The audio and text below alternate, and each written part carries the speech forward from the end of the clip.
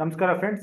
ಈ ವಿಡಿಯೋದಲ್ಲಿ ನಾವು 16th ಸೆಪ್ಟೆಂಬರ್ ಸೋಮವಾರ ಹಾಗೂ ಸೆಪ್ಟೆಂಬರ್ 3rd ವೀಕಲ್ಲಿ ನಾವು ಯಾವುದೆಲ್ಲ ಲೆವೆಲ್ಸ್ನ ನೋಡ್ಬೋದು ಅಂತ ಈ ವಿಡಿಯೋದಲ್ಲಿ ಡಿಸ್ಕಸ್ ಮಾಡೋಣ.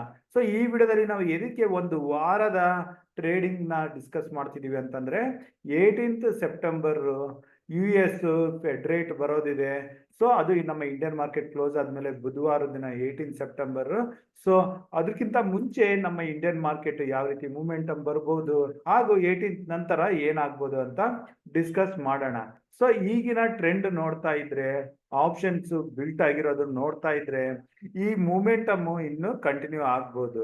ಇನ್ನು ನಾವು 13th ಸೆಪ್ಟೆಂಬರ್ ಯಾವುದೆಲ್ಲ ಲೆವೆಲ್ಸ್ನ ಐಡೆಂಟಿಫೈ ಮಾಡಿ ಪೊಸಿಷನ್ಸ್ನ ತಗೊಂಡಿದ್ದೀವಿ ಅಂತ ಅದನ್ನ ನಾವು ನಮ್ಮ ಟುಡೇಸ್ ಇನ್ವೆಸ್ಟ್ಮೆಂಟ್ ಟೆಲಿಗ್ರಾಮ್ ಗ್ರೂಪಲ್ಲಿ ಅಪ್ಡೇಟ್ ಮಾಡಿದ್ದೀವಿ.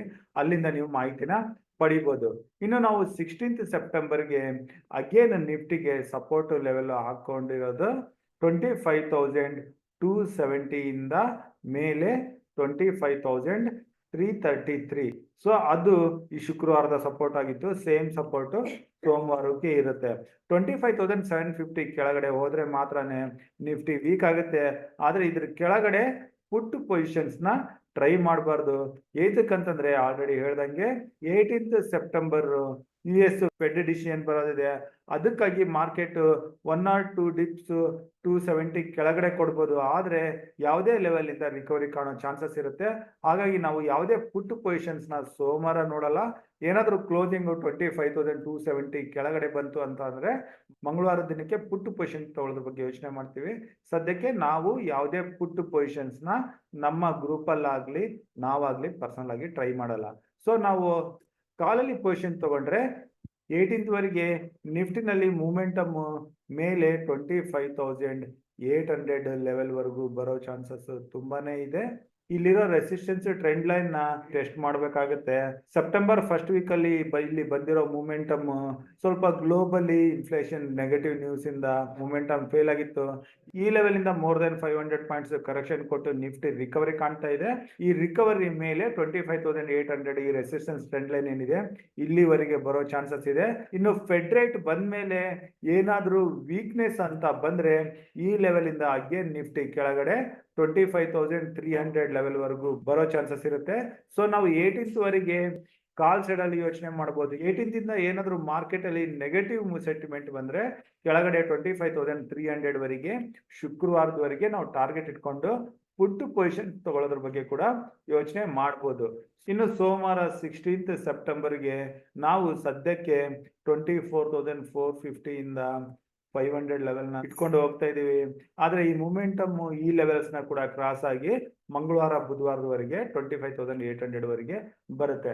ಸೊ ನಾವು ಡೈಲಿ 100 to 150 ಪಾಯಿಂಟ್ಸ್ ಮೂಮೆಂಟಮ್ ನ ನಿಫ್ಟಿನಲ್ಲಿ ಸೋಮವಾರ ಮಂಗಳವಾರ ಬುಧವಾರ ನೋಡುವುದಾಗಿದೆ. ಸೊ ಇದು ನಿಫ್ಟಿ ಆಯ್ತು. ಈಗ ಬ್ಯಾಂಕ್ ನಿಫ್ಟಿ ಬರೋಣ.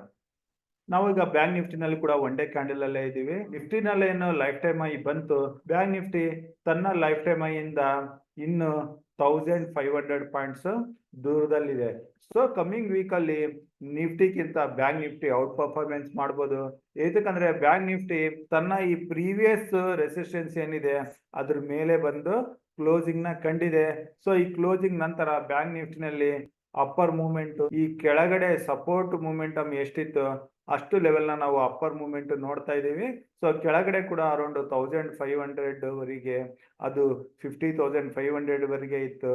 ಸೊ ಅದೇ ರೀತಿ ಈ ಮೂಮೆಂಟಮ್ ಮೇಲೆ ಕಂಟಿನ್ಯೂ ಆದ್ರೆ 53,500 ವರೆಗೆ ಬರೋ ಚಾನ್ಸಸ್ ಇದೆ. ಸೊ ಇದು ಕೂಡ 2 to 3 ಡೇಸ್ ಅಲ್ಲಿ ಆಗ್ಬೋದು. ಸೊ ನಾವು ಬ್ಯಾಂಕ್ ನಿಫ್ಟಿನಲ್ಲಿ ಅಗೇನ್ ಬೈ ಅಂಡ್ ಡಿಪ್ಸ್ ಆಗಿನೇ ಬುಧವಾರದವರೆಗೆ ಪೊಸಿಷನ್ ನ ಟ್ರೈ ಮಾಡೋಣ. ಇಂಟ್ರಾಡೇನಲ್ಲಿ ಯಾವುದೇ ಲೆವೆಲ್ ಅಲ್ಲಿ 300 ಪಾಯಿಂಟ್ಸ್ ವರೆಗೆ ಡಿಪ್ ಬಂತು ಅಂತಂದ್ರೆ ಆ ಲೋವರ್ ಲೆವೆಲ್ ಇಂದ ನಾವು ಸಿ ಪೊಸಿಷನ್ಸ್ ತಗೊಳ್ಳೋದ್ರ ಬಗ್ಗೆ ನೋಡೋಣ. ಪುಟ್ ಪೊಸಿಷನ್ಸ್ ನಾವು ಬುಧವಾರದವರೆಗೆ, ಅದು 18th ಸೆಪ್ಟೆಂಬರ್ ವರೆಗೆ ನಾವು ಯಾವುದೇ ಪುಟ್ ಪೊಸಿಷನ್ ತಗೊಳ್ಳಲ್ಲ. ಇನ್ನು ಪುಟ್ ಪೊಸಿಷನ್ ತಗೊಳ್ಳೋ ಏನಾದರೂ ಸೆಟಪ್ಸ್ ನ್ಯೂಸ್ ಇದ್ರೆ ಅದನ್ನ ನಾವು ನಮ್ಮ ಟುಡೇಸ್ ಇನ್ವೆಸ್ಟ್ಮೆಂಟ್ ಟೆಲಿಗ್ರಾಮ್ ಗ್ರೂಪ್ ಅಲ್ಲಿ ಕೊಡ್ತೀವಿ. ಇನ್ನು ಸೋಮವಾರಕ್ಕೆ ಫಸ್ಟ್ ಹಾಫ್ ಅಲ್ಲಿ 52,350 to 400 ಲೆವೆಲ್ ನ ನೋಡ್ತಾ ಇದೀವಿ. ಅದಾದ್ಮೇಲೆ ನಿಧಾನವಾಗಿ ಮೂವ್ ಆಗ್ತಾ ಎಂಡ್ ಆಫ್ ದ ಡೇ ವರೆಗೆ 52,500 ಇಂದ 600 ಲೆವೆಲ್ ಹಾಗೂ ಬುಧವಾರದವರೆಗೆ 53,500 ಲೆವೆಲ್ ಹತ್ತತ್ರವರೆಗೆ. ತಪ್ಪಿದ್ರೆ 19th ಸೆಪ್ಟೆಂಬರ್ ಆದ್ರೂ ಈ ಲೆವೆಲ್ ಬರ್ಬೋದು. ಸೊ ಇದು ಎಲ್ಲ ನನ್ನ ಪರ್ಸನಲ್ ಅನಾಲಿಸಿಸ್ ಹಾಗೂ ನನ್ನ ವ್ಯೂ ಗ್ಲೋಬಲಿ ನೆಗೆಟಿವ್ ನ್ಯೂಸ್ ಮೇಲೆ ಚೇಂಜ್ ಆಗ್ಬೋದು. ಆ ರೀತಿ ಏನಾದರೂ ಚೇಂಜಸ್ ಇದ್ರೆ ಅದನ್ನ ನಮ್ಮ ಕಮಿಂಗ್ ವಿಡಿಯೋಸ್ದಲ್ಲಿ ಅಪ್ಡೇಟ್ ಮಾಡ್ತೀನಿ. ಸದ್ಯಕ್ಕೆ ಈ ವ್ಯೂನ ಇಟ್ಕೊಂಡು ನಾವು ನೆಕ್ಸ್ಟ್ ವೀಕಲ್ಲಿ ಹೋಗ್ತಾ ಇದ್ದೀವಿ. ಸೊ ನಾನು ಕೊಟ್ಟಿರೋ ಮಾಹಿತಿ ನಿಮ್ಗೆ ಅರ್ಥ ಆಗಿದೆ ಅನ್ಕೊಂತೀನಿ. ಏನಾದರೂ ಡೌಟ್ಸ್ ಇದ್ರೆ ನೀವು ನನಗೆ ಕಮೆಂಟ್ ಬಾಕ್ಸ್ ಮೂಲಕ ಕೇಳ್ಬೋದು, ಅಲ್ಲಿ ನಾನು ನಿಮ್ಗೆ ಆನ್ಸರ್ ಮಾಡಕ್ಕೆ ಪ್ರಯತ್ನ ಬೀಳ್ತೀನಿ. ಸೊ ಇಷ್ಟು ಹೇಳ್ತಾ ಇವತ್ತಿನ ವಿಡಿಯೋ ಇಲ್ಲಿಗೆ ಮುಗಿಸ್ತಾ ಇದ್ದೀನಿ. ನನ್ನ ಮುಂದಿನ ವಿಡಿಯೋ ಬರೋವರೆಗೂ ನಿಮ್ಗೆ ನನ್ನ ಕಡೆಯಿಂದ ಧನ್ಯವಾದಗಳು. Thank you.